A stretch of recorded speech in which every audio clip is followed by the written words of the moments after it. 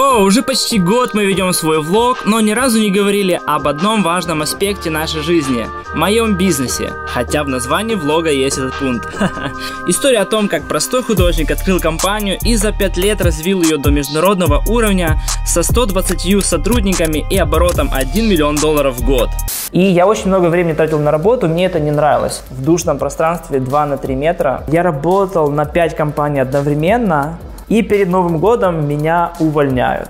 Ну что, пирожочек? Я ворвался в этот период, когда все наши клиенты это были там Махмуд и так далее. А вам надо арт? Они такие, надо, но денег нет. Мы такие, блин, да у нас тоже нет. Мы потеряли практически весь оборот, и это для нас означало начинай сначала. Думаю, так, хорошо, сейчас Руслан с голода умрет и на Upwork аккаунт деактивирует. Ой, не надо это рассказывать, нет. Мы наивно полагали, что сейчас мы еще продадим. У нас студия, но это было все, конечно, так убого. Мы ходили от стенда к стенду, нас везде прогоняла там охрана. И мы такие, почему там Electronic Arts не хочет с нами разговаривать? Часто вопрос офиса был такой, типа, какой-то неловкий. Большие компании, они только начнут этот путь к ремоут, а у нас уже все было готово. Что-то назревает классное. Геймпэк. 2006 год, я заканчиваю училище на художника и графического дизайнера. В принципе, это и стало стартом моего креативного пути на ближайших 15-20 лет.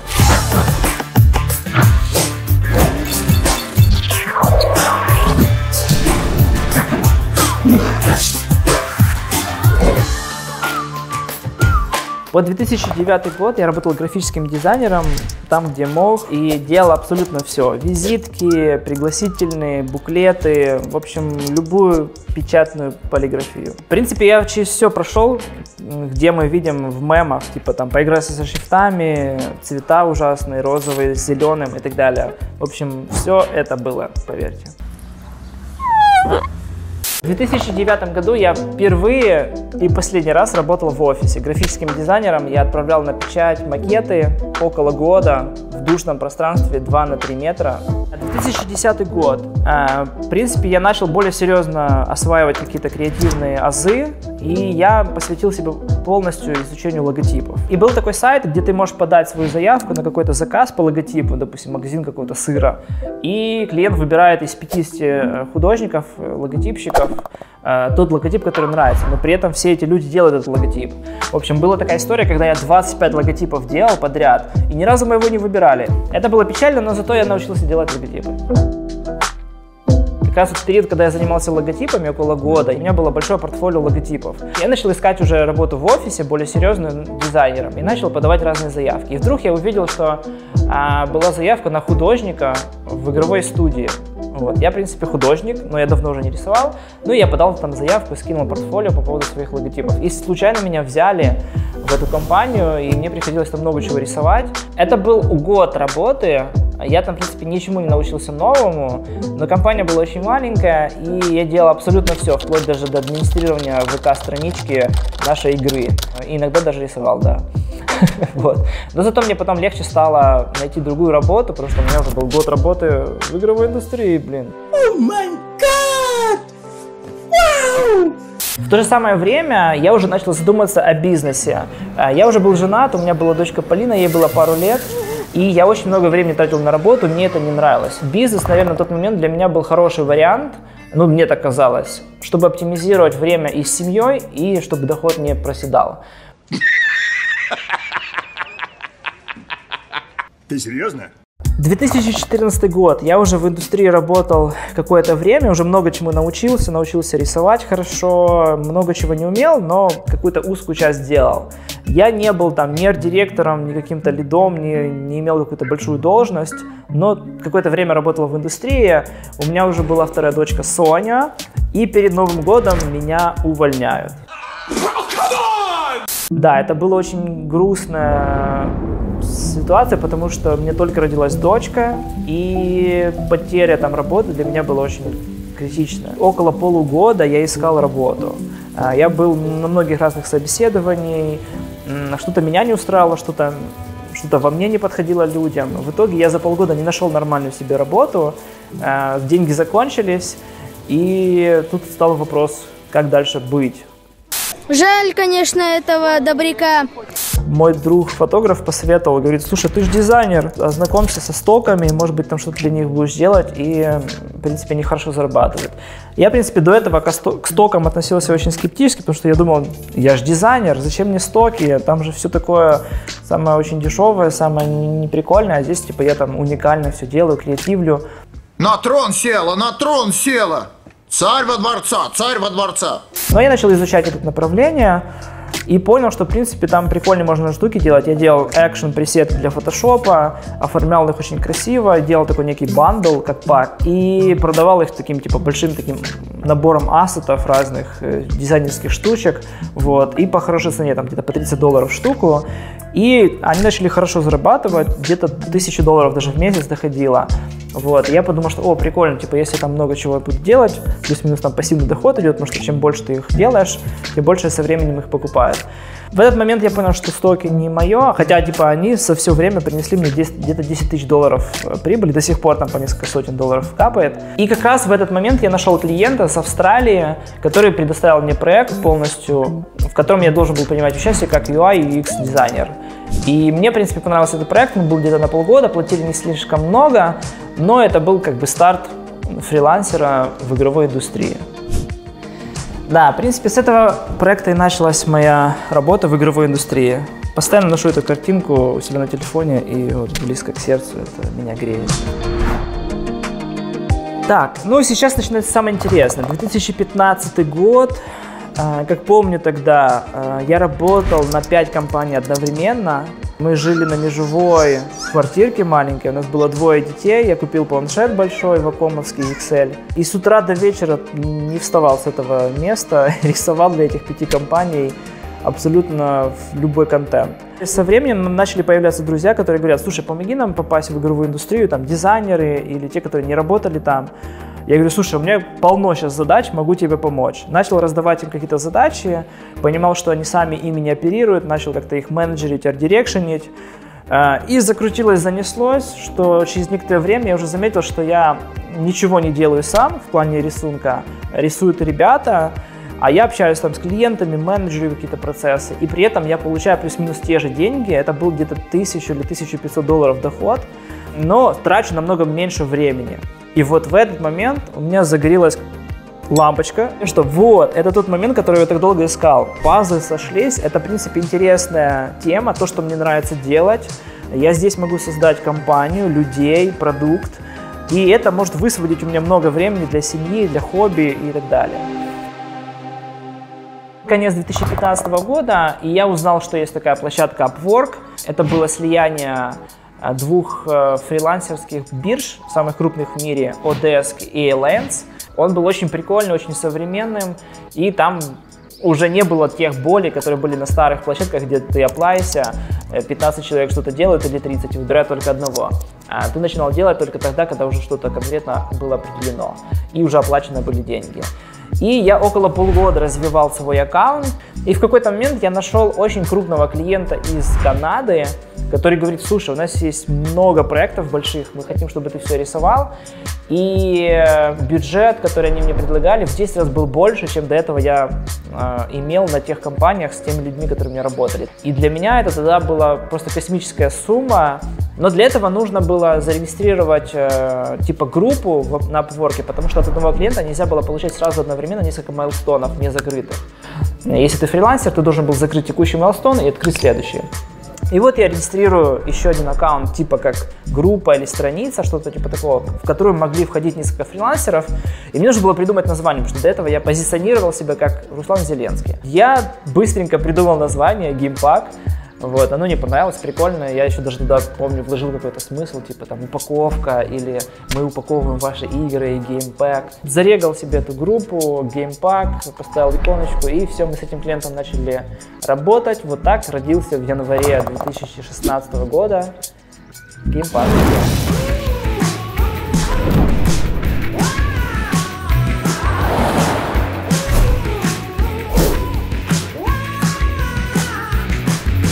Был большой клиент, было достаточно денег, и был первый мой серьезный шаг на пути к серьезному бизнесу.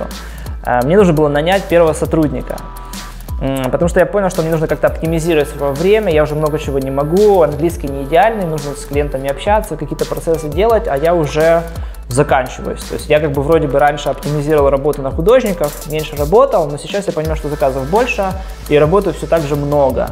И моя цель быть больше семьей и меньше работать уже опять под вопросом. Но вот первый раз нанять сотрудника был очень сложный, потому что тебе нужно с кем-то делиться деньгами. Особенно тогда это было сложно, потому что денег было немного, вот, и я еще не до конца правильно понимал, как это нужно делать.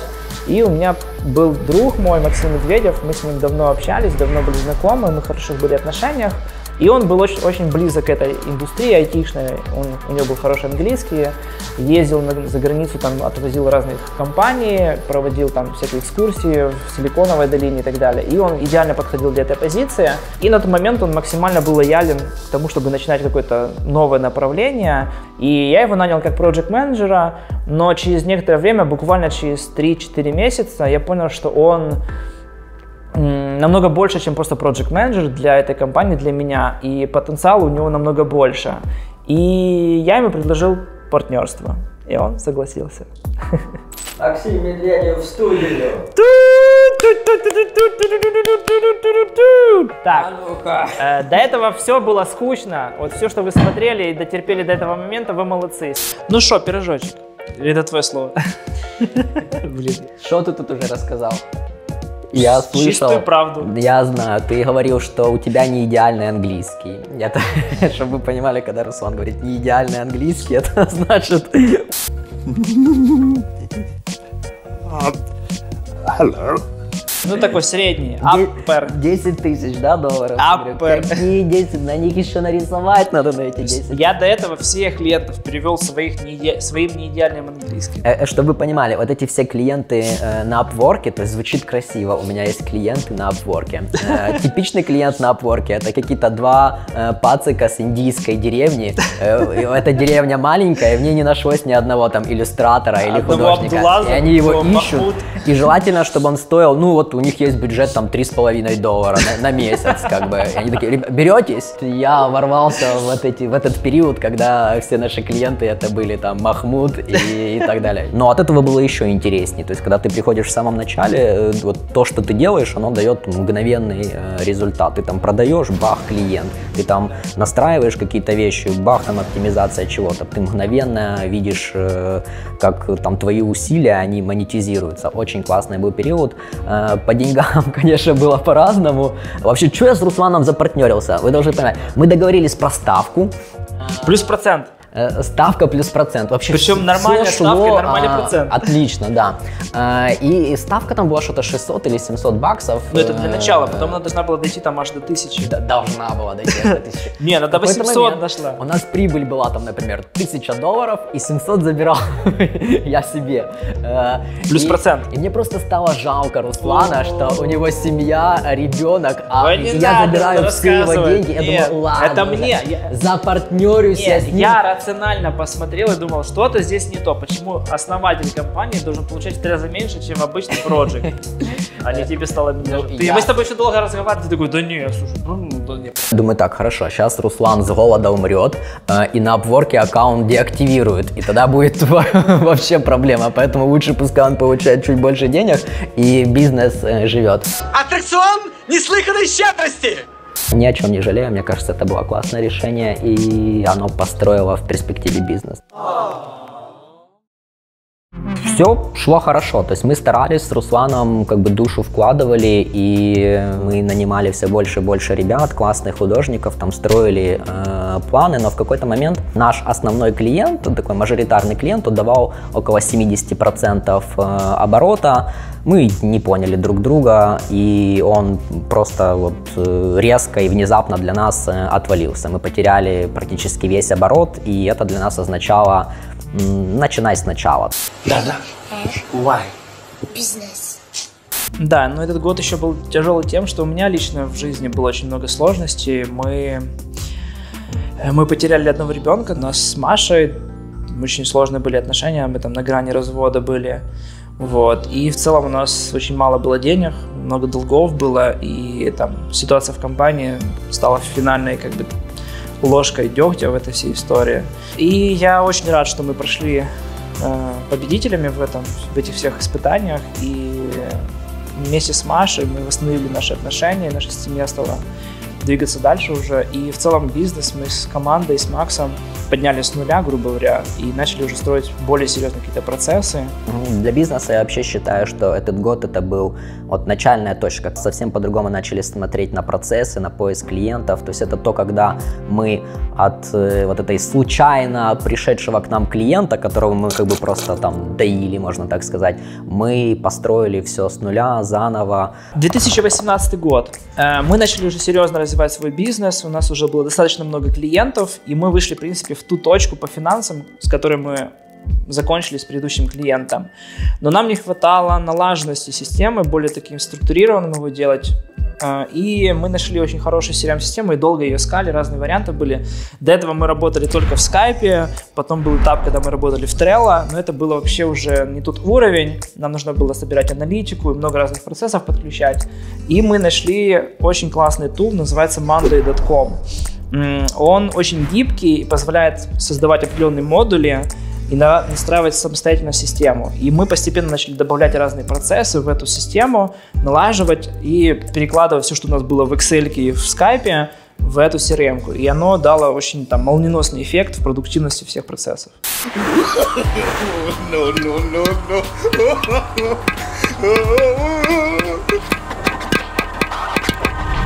Наш оборот, он стал позволять нам нанимать сотрудников. У нас появились там первые менеджеры, проект менеджер, аккаунт менеджер. Круто наблюдать, когда бизнес, он растет от такого типичного предпринимателя, который все там, бухгалтер, он же там продажник, он же там какой-то менеджерит проекты. Бизнес стал формироваться как таковой. Это просто вау, когда ты смотришь, когда ты проводишь первые собеседования, нанимаешь и так переживаешь, что нанимаешь кого-то и думаешь, а понравится ли ему у нас, а сможем ли мы ему платить зарплату. Обалденное ощущение. Мы настолько стали такие дерзкие и уверенные в себе, что в какой-то момент даже решили полетим на конференцию игровую в Кёльн. Это Gamescom, самая крутая европейская конференция в геймдеве. Денег было некуда девать. Да, все эти $300 мы решили инвестировать в конференцию. Мы полетели туда, в Кёльн. С одной стороны, это было вау, круто, мы там вот среди этих всех там Близзардов и так далее. Мы наивно полагали, что сейчас мы еще продадим. У нас студия 20 человек, по некоторым данным даже 22. Но это было все, конечно, так убого. Мы ходили от стенда к стенду, нас везде прогоняла там охрана и говорила, нет, мы не будем там с вами разговаривать. Мы такие, почему там Electronic Arts не хочет с нами разговаривать? В итоге там есть разные уровни, там на первом уровне там Blizzard или Electronic Arts, а есть такой подвал. И там в подвале были такие же, как мы, за маленькими стоечками с ноутбуками. Там, да, какие-то там инди, которые взяли денег у мамы и показывали там всем свою игру. И вот мы среди них ходили и там, а вам надо арт? Они такие, надо, но денег нет. Мы такие, блин, да у нас тоже нет. В общем, но зато в Кёльне было весело. Мы ели швайнхаксе и запивали безалкогольным пивом. А я думаю, что это тоже построило во многом и наши взаимоотношения как бизнес-партнеров, и в целом какую-то вселило веру, что однажды мы тоже будем там, однажды мы будем вот как эти большие компании. А мы даже на Кёльнском мосту, там, где влюбленные замочки цепляют, мы подцепили замочек Геймпэк как символ того, я не знаю, как символ чего, но мы подцепили. Он до сих пор там висит. Но это немножко так усилил нашу мечту в серьезную большую компанию. И мы подумали, что вау, типа столько всего происходит, мы там зашорены, немножко там закопались уже в своем каком-то там Киеве, ничего не видим, и это немножко показало нам, что много чего реально, и мы приехали домой очень вдохновленные. Давай типа строить большую компанию вот, и быть такими, как вот те все, кто приехал туда. Угу. Мы говорили, что мы удаленно работаем вообще? Нет. Мы работаем удаленно.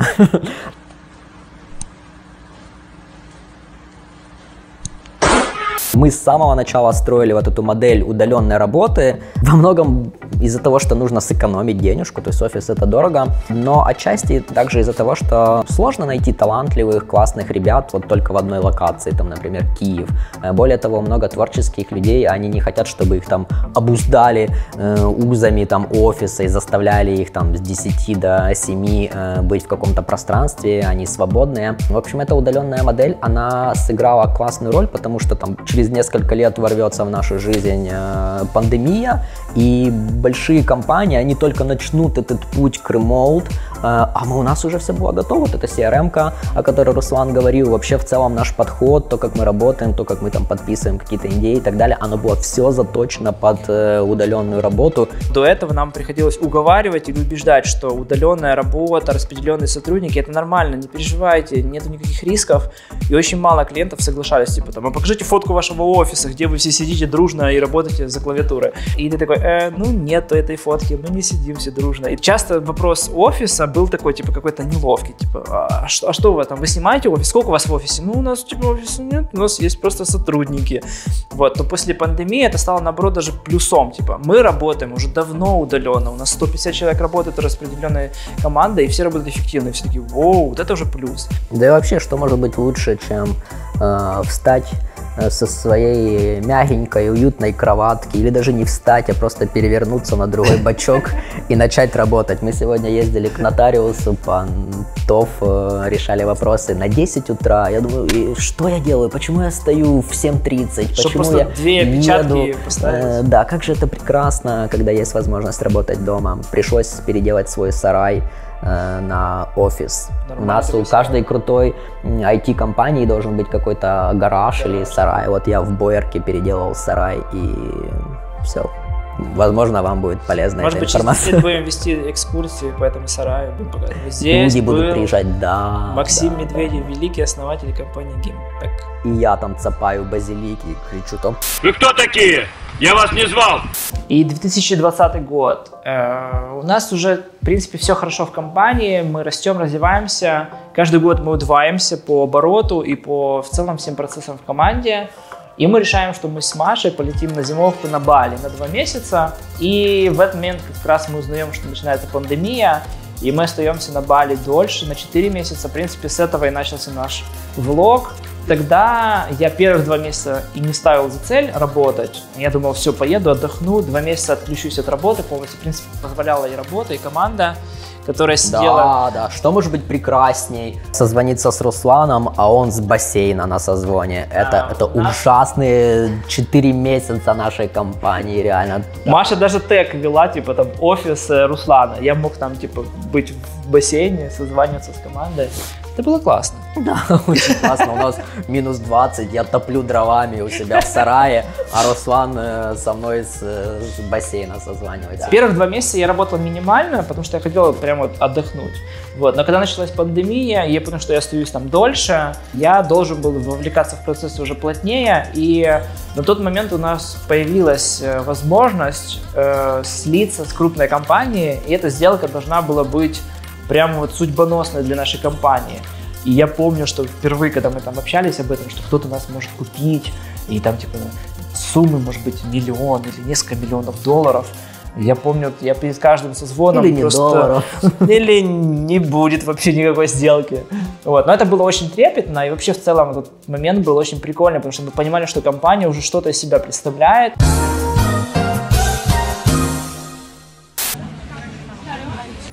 Эй, у нас есть конкурс. Вы можете выиграть $100. Вам нужно придумать уникальный слоган для компании Gimpack и написать его здесь в комментарии.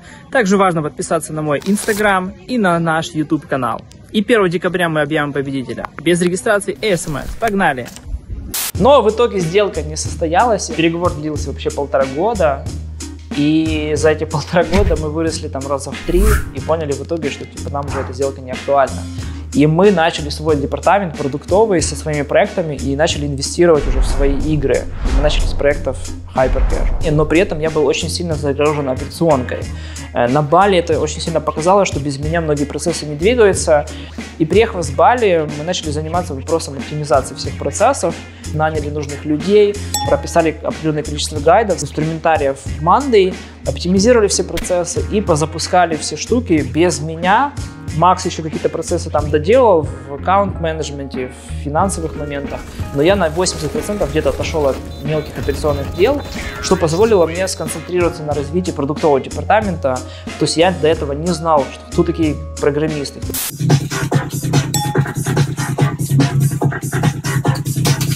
Кто такие продюсеры, как нужно создавать полностью свой проект от нуля до конца, как общаться с паблишерами. Ну, очень много было вопросов. И это было, наверное, полгода сложных моментов, но из-за того, что я был максимально вовлечен в эти все процессы, все происходило довольно гладко. И я считаю, что за полгода мы очень много опыта получили. И где-то с начала 2021 года, с января, мы серьезно запустили уже продукты свои, и уже команда, там человек 10 была в продуктовом департаменте, и уже началась какая-то новая эра для Gimpact, это уже как продуктовая компания.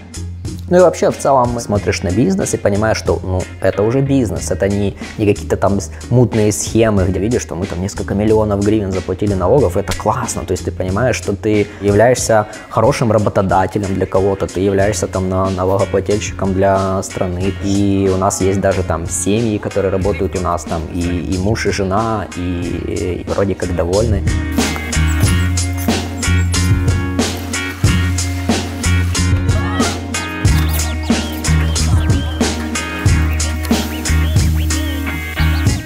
Здравствуйте, Марина! О, привет! Мы на корпоративе в лесу, а ты сидишь в машине и работаешь. Скажи, пожалуйста, зачем? Потому что я обожаю свою работу. Я не могу прекрасно. Просто и дня, и минуты без этой работы. Это наш лучший сотрудник. Приходите к нам, чтобы работать на корпоративах. В этом мире есть огромное количество прекрасных работодателей. Google, SpaceX, Укрзалезниця. Почему ты выбрал именно Gimpact? Я не понимаю русский. Да, в студии Gimpact работают иностранцы в том числе. Наверное, это и круто, что у нас не было какого-то там супер глубокого опыта индустрии.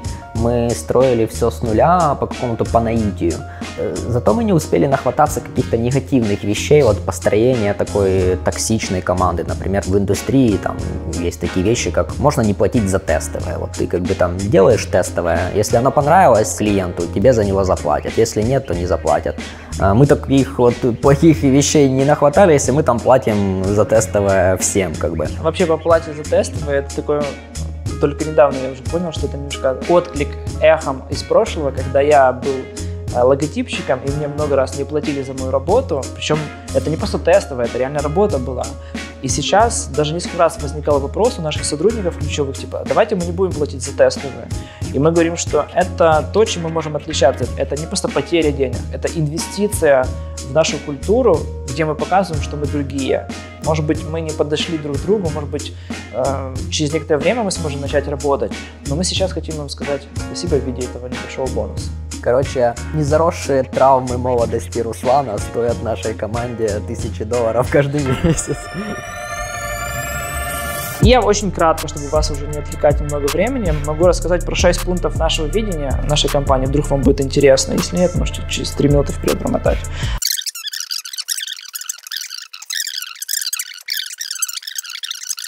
Понятно, что звучит прям так сладенько, красиво, идеально, рафинированно. Мы еще на пути, как бы, то есть какие-то вещи, может, там они не идеальны сейчас, мы стараемся, строим. На сегодняшний момент, 2021 год, компания Gimpact – это компания международного уровня. У нас работает больше 120 человек.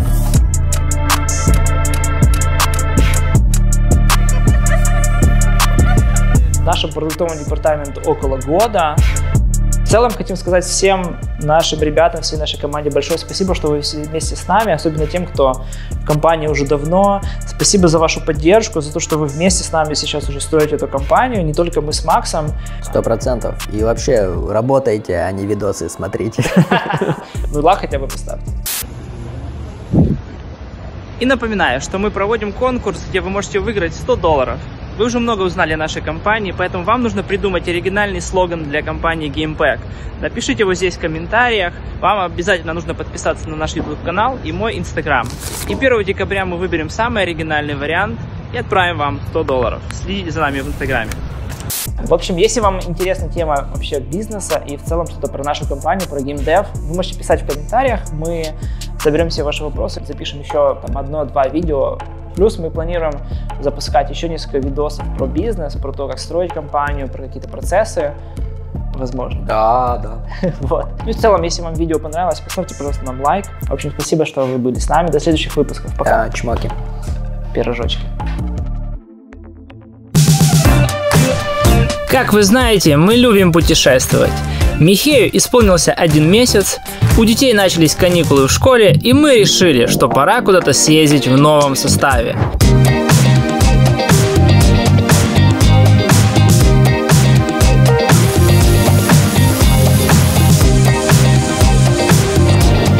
Поездки с детьми – это классно, но было бы нечестно показать вам только одну сторону – красивые закаты, теплое море, улыбающаяся семья. Сложности подстерегают нас на каждом шагу. Чем он заболел? Он заболел ветрянкой. Чинуем. Что, хочешь к маме? Да, сказал, что хочешь к маме. Сказал, что нет. Эй, Что? как твой день? Чудесно.